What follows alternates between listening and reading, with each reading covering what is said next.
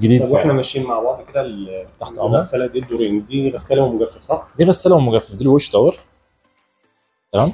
اختراع من ال جي.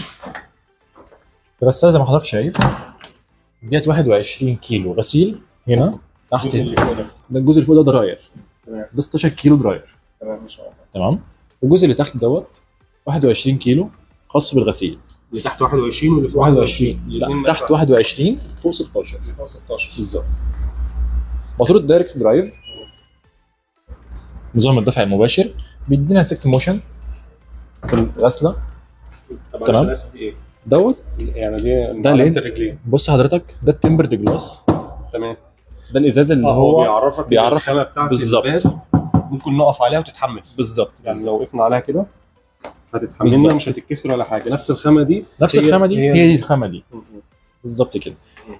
التمبرد جلاس ده مقاوم للسكراتش، مقاوم للسقف بالظبط، والحراره. تمام ان شاء الله. دي التجفيف دي يعني الملابس ده المجفف. بتدخل طريه طالعه من الغساله، تطلع من الغساله بتبدا اللي هي التجفيفه تطلعها مجفف 100% ناشفه. برضه يبقى السيستم بتاعها زي ما حضرتك شايف كده. مشغلين الغسالات عندكم كل الاجهزه بعتقد انها شغاله بالظبط. هنا سيستم كنترول بتاعها في مكان واحد. تمام. يعني هنا بتحكم في اللي فوق واللي تحت. بالظبط.